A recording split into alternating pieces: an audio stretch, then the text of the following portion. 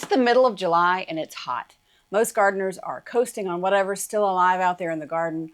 But if you're growing for market or even just growing more for your family, this week is the most important seed starting week of your entire year. Because if you miss this window, you completely miss your fall harvest too. Let me explain to you exactly what I mean using different varieties of different vegetables you might grow in fall.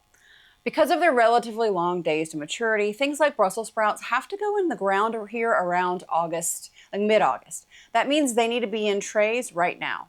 If I miss this by a few weeks, they won't make it. Brussels sprouts at the market, they'll sell, whether we're talking seedlings or the actual Brussels sprouts themselves. So I'm starting 9 trays this weekend. That's enough for my family and enough transplants to sell to all of my customers at market who would like to have some. Here's the thing a lot of people don't realize about starting fall brassicas. You don't need everything that you would need for a spring seed starting setup. So for example, your house in July is already sitting at 75 degrees probably. That's a perfect germination temperature for your fall seedlings. So your house is already doing that work for you. A humidity dome, I don't use that in the fall because my seedlings that I start, they don't love humidity, and there's already enough humidity around here. I actually have to wring it out of the water in the basement using my dehumidifier. So the last thing I really want to do is add more humidity or capture it. So if you don't need certain things, what do you need? Let me show you exactly what I've got set up down here. Okay, so I'm going to group things into 3 buckets for you. So I've got my rack and my grow lights. So I bought this rack last year. If you remember me talking about it, I got it to add to my existing system. I do have grow lights. They are basic shop lights because to grow seedlings, especially just leafy seedlings, you don't need much more than that. So you've got the rack and lights. Then I have trays. Now I use trays from Bootstrap Farmer, Greenhouse, Megastore. You can get your trays anywhere. I just grow in trays that are larger because I also grow for market.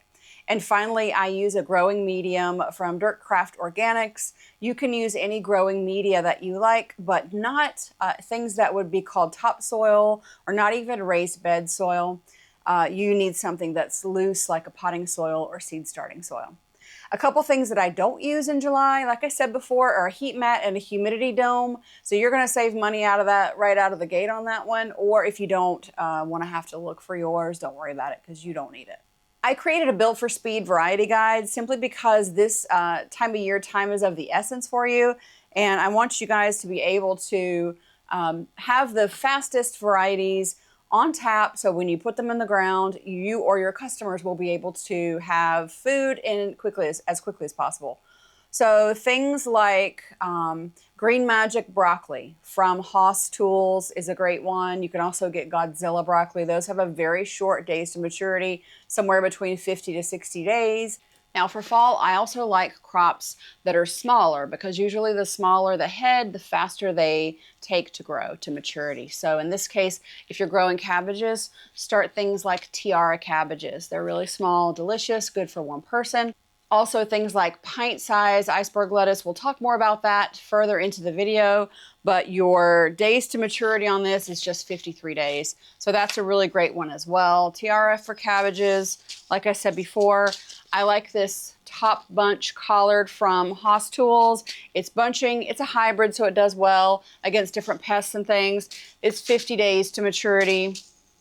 Now, sometimes your cabbages are going to be a little longer on the days to maturity, and that's just going to be the way that it is. So for example, early round Dutch cabbage, this is an 85-day cabbage. I also have a red cabbage here. This is a red jewel. This is 75 days, so a fewer days for you there. I personally will be starting I will be starting short day onions this year. So this is how I get my onions to overwinter here in Zone 8A. I have 2 onion growing seasons. I grow intermediate day length onions from spring into summer, and I grow short day onions from fall into winter to be harvested early in spring. So I I've always got an onion, an allium of some sort in the ground, and that is super helpful for me because I can use the same ground, or I can rotate through my property, and I can grow multiple onion crops per year, which helps me with my space. I don't need as much space when I can do that. And then one of my new favorite varieties that I want to grow this year, that I'm planning on growing, is this cheddar hybrid cauliflower. I had some of this from a fellow vendor at the market a few weeks ago, fell in love with it, looked for seeds, and so I am not only starting some for myself, I started them, and I also have some for my customers. So if they would like to start their own plants and grow their own plants, they'll be able to do that. Let's see, what else have we got here, guys? So for the onion varieties, maybe I did not go over that. Those will be red Creole onions, and those are also going to be Texas super sweet onions. So I put everything that I just walked you through into a one-page checklist that you can print and take to the store, or you can just pull it up on your phone while you're hanging out, looking at things online. It's got the full variety guide, the timing table, and the tray math all in one place. The link is in the description. It's free, so just grab it. Click below, grab your.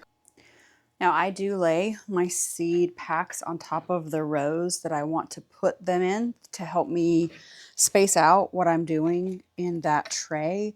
And then, as you know, I poke all my holes at one time. I make all my labels at one time because I just want to make sure I do a very repeatable process. And this is the repeatable process that I use.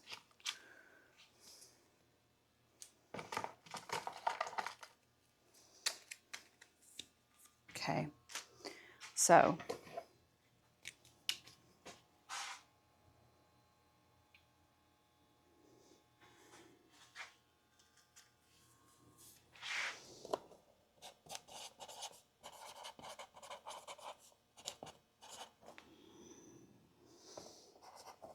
this is top bunch 722. This is early round Dutch cabbage. Whoops. This is red jewel hybrid cabbage.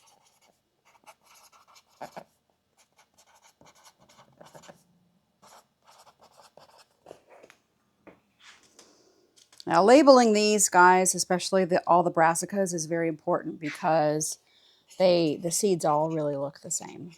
So it's really a good idea for you to do that. I've got the cheddar hybrid cauliflower. I'm very excited about that. We had some earlier and it was super, super tasty. So we're gonna grow some of our own and sell some.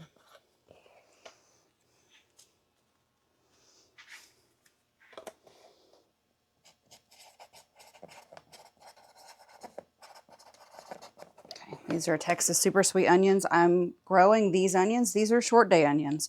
These onions are going to produce for us over the winter. So I'm going to grow them now, plant them out in September or like late September probably. And then they will overwinter and I will harvest these probably in May or June. Just depends on how much rain we get, honestly. That has been the deciding factor lately. So let's get to it. I will put this here. Everything is in the order that I need to plant it in, right? So that way, if I make a mistake, if I, get pulled into another direction, I can recover and start back where I was.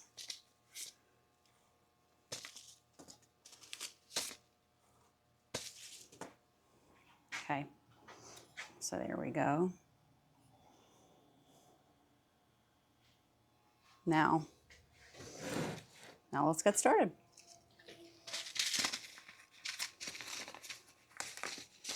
Let's see, the germination on these is 98%. There's 200 seeds. There are 200 seeds in here, so that's great. Oh, look, and they put a little tag in there for you. That's a new thing. I had never seen Haas do that before, so that's cool. These are top bunch. So these are kind of bunching. These are bunching collards, so that's good. I love it. I love collards any kind of way. They're such a prolific, such a moneymaker. If you're Southern and you need your collards, you're going to buy collards, and growing them, like buying them from the farmer's market is great. Growing your own, also great, even better in my opinion. Even though, yes, I sell at a farmer's market, I think that the kind of person who grows their own food is also the kind of person who goes to a farmer's market. So I don't think, because it's so hard to grow everything, I think we can support each other. You'll notice that I'm not covering these yet because I want to see where I have seeds. If I happen to get pulled away, like I said, I want to make sure that I know where I stopped. So you can tell that this has happened to me before, or I wouldn't be so adamant about it. And nobody wants to waste. I always put 2 in here. I need to get out of that habit because these are the germination rate on these. These are new seed packs for me, so I don't really need to put 2 in here.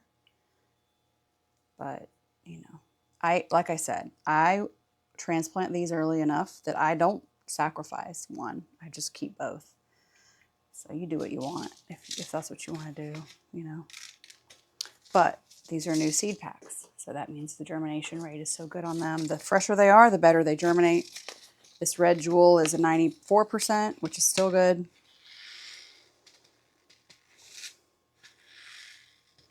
This red jewel is a hybrid, and so these seeds were not super expensive. I think Haas does a good job of having a price. I think their base packet price is about $3.99, and then they just decide how many seeds go in the pack based on how expensive the seed is, right? So, for example, like this hybrid cabbage here is 100 seeds in a pack. Your collard over there has 200 seeds. The price was the same. So, but the price per seed is obviously different. I got 3 packs of these because these babies are really awesome. Cheddar hybrid cauliflower, super good, very tasty, super eye-catching. The seeds are not obviously as eye-catching as the finished product, but if you're like me and you know that you like it, then it doesn't matter, right? It might be tough for me to sell this to people if they've never had it before. So I'll probably carry one of my empty seed packs with me so they can see what the finished product will look like. But yeah. And so guys, we're popping them in here. And you can see, I don't cover, right? I'm not covering, not yet. I will cover all at once at the end.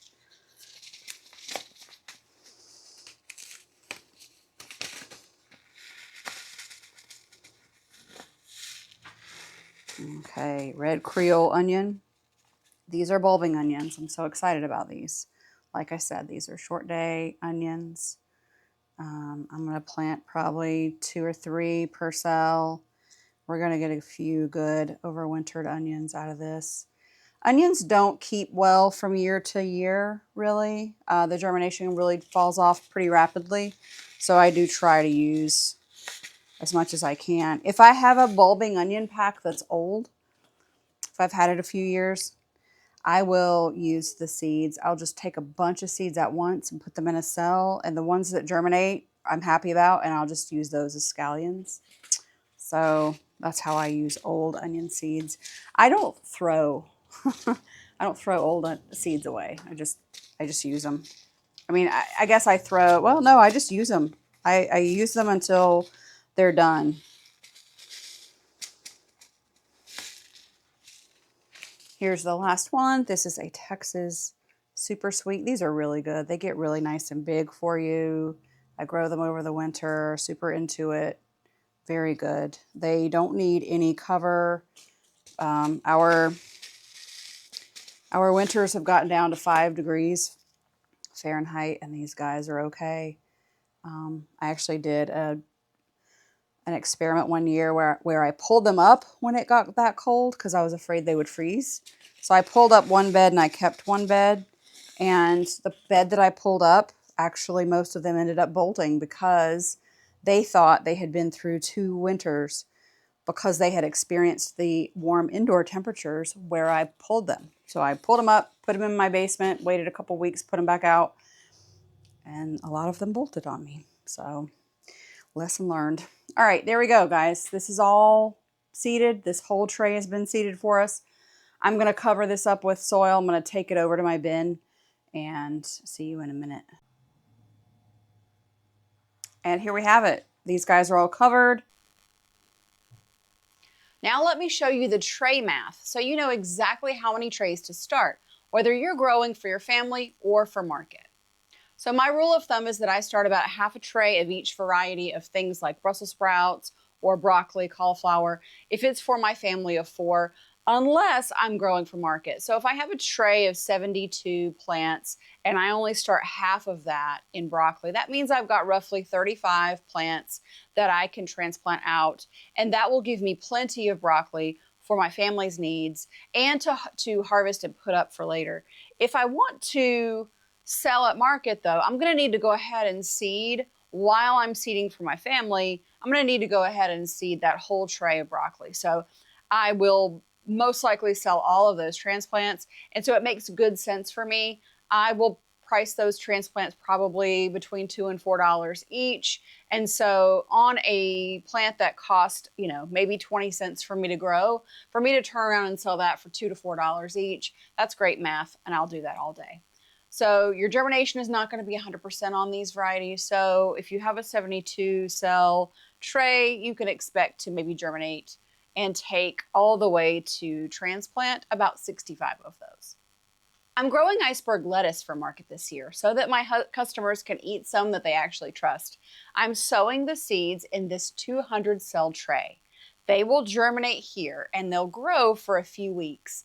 And then after every Saturday market, probably on that Sunday after the Saturday market, I'll pot up about 50 seedlings into 6-packs.